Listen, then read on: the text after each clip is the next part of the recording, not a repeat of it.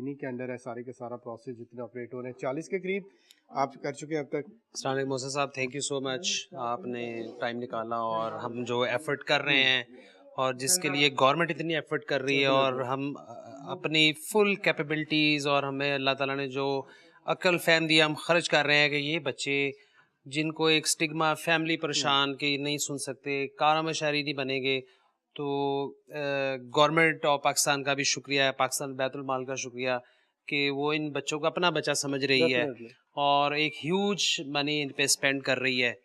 तो अल्हम्दुलिल्लाह अभी तक जो आपने पूछा, हम पाकिस्तान बैतुल माल के तावन से हम 37 इम्प्लांट सर्जरीज कर चुके हैं और इसके अलावा हम प्राइवेट सर्जरीज भी इधर करते हैं, लेकिन जो पाकिस्तान बैतुल माल ने फंड किया है वो 37 है और अभी हमारा प्रोसेस ये चल रहा है। ठीक है। तो अभी मजीद अभी बच्चे भी आपका एक नया मुआहदा भी हुआ है उसके जी जी मुताबिक जी और जी कितना हुआ आपको? उसमें ऐसे है कि अभी 1 साल के लिए पाकिस्तान बैतुल माल ने हमें फंड किया है 150 बच्चा 150।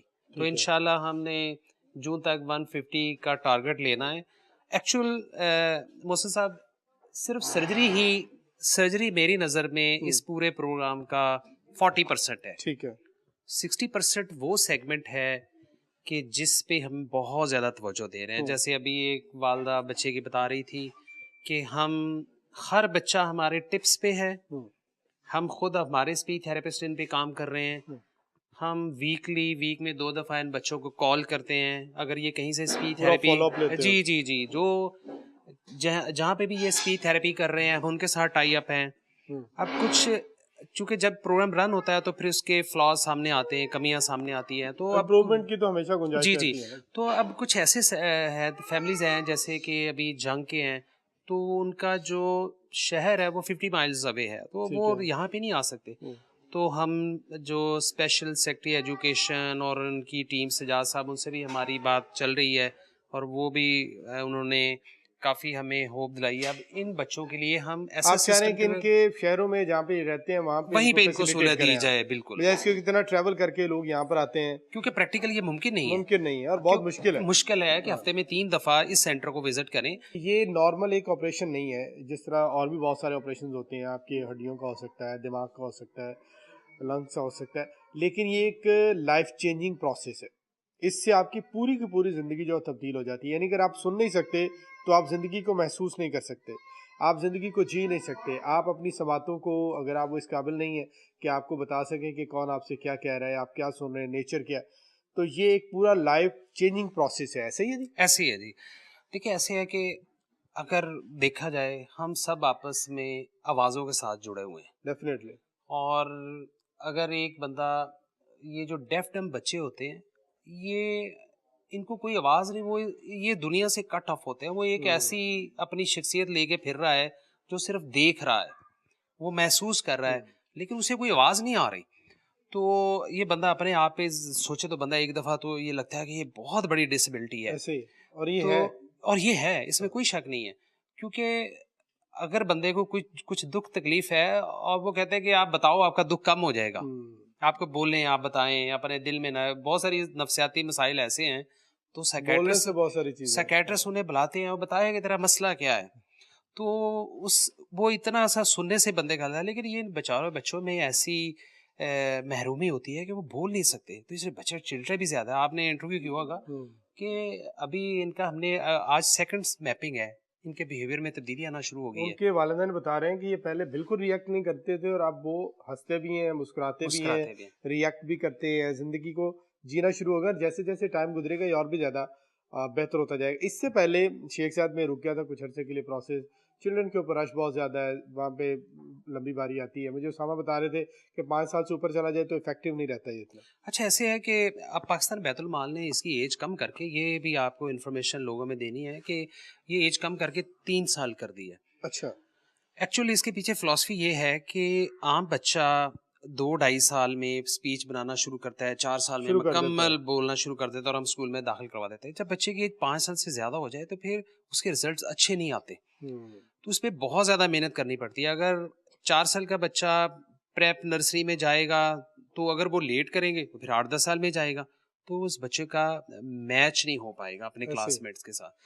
तो इसलिए इसकी एज अब लोअर लिमिट 3 साल है। अगर कोई भी पाकिस्तान गवर्नमेंट या सीएम प्रोग्राम में बच्चों को कर रहे हैं तो वो एज लिमिट उन्होंने कम कर दी है। 3 साल तक आप इसको लगा सकते हैं। नहीं और जी, ये ऑपरेशन तो कभी भी हो सकता है, लेकिन वो ज्यादा इफेक्टिव है, लेकिन ज्यादा इफेक्टिव स्टैंडर्ड है। वो है। और गवर्नमेंट ने जो क्राइटेरिया डिफाइन किया है वो पहले 5 साल था। अगर बच्चे की एज 5 साल से ज्यादा है तो गवर्नमेंट फिर फंड नहीं करती। ठीक है, अब उन्होंने एज को कम करके 3 साल कर दिया। ठीक है। अगर 3 साल से बच्चा ज्यादा है तो फिर गवर्नमेंट फंड नहीं करती, आप बाई ऑन करवा सकते वो हैं, तो जब जो मर्जी कि करवा एक बहुत मुश्किल प्रोसेस है। सकते। ये टोटल मुश्किल वैसे कितने का एक होता है? 25-30 लाख या इससे भी ज्यादा लग देखिए, जाता है? अराउंड अगर आप प्राइवेट तौर पे ये सर्जरी करवाते हैं तो ये तकरीबन 30 लाख रुपए का खर्चा ठीक है। है। 30 लाख। अच्छा, ये जो बच्चे पैदाइशी तौर पर समाज से महरूम होते हैं, उनमें कौन सी चीज मिसिंग होती है जिसकी वजह से ये बिल्कुल क्वाइटली वो सुन ही नहीं सकते, बिल्कुल उनकी जिंदगी जो ऐसे होती अच्छा, ऐसे है कि आपने बड़ा ये टेक्निकल सवाल पूछा कि इनमें क्या कमी होती है। ऐसे होता है कि जैसे अगर माँ को शक है बच्चा नहीं सुन रहा तो ईएनटी वाले डॉक्टर को दिखाते हैं। हम जब बच्चे को देख रहे होते हैं तो हम पर्दे तक देखते हैं। है?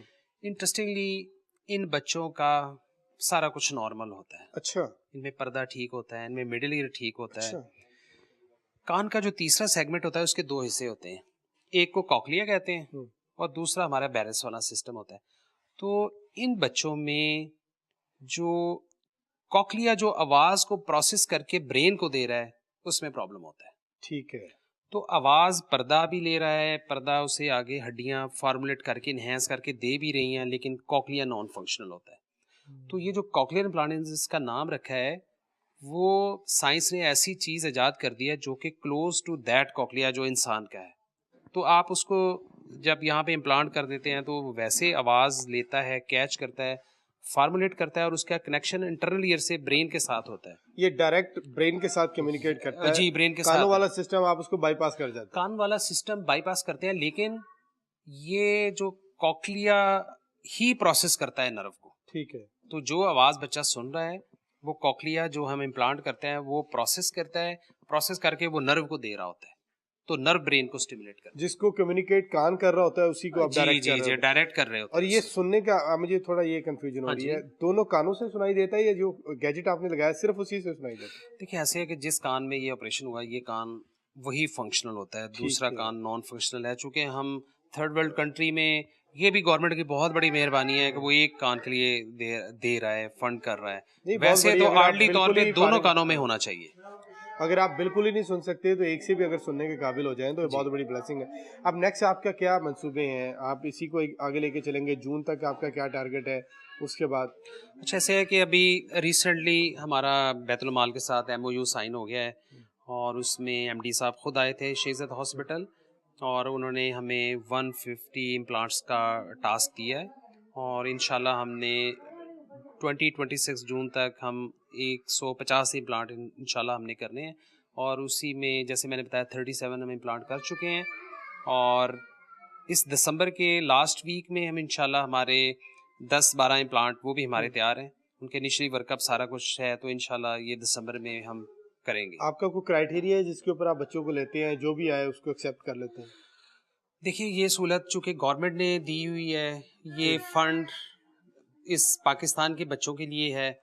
हमारे पास जो भी आएगा हम इनिशियल वर्कअप के में डिसाइड कर लेते हैं कि इस बच्चे का इम्प्लांट होना चाहिए और फिर हम इनिशियली वर्कअप करके अगर बच्चा उस क्राइटेरिया को पूरा कर रहा हो तो फिर हम पाकिस्तान बैतुल माल भी थे, उनका अपना एक क्राइटेरिया एवेलुएट करने का।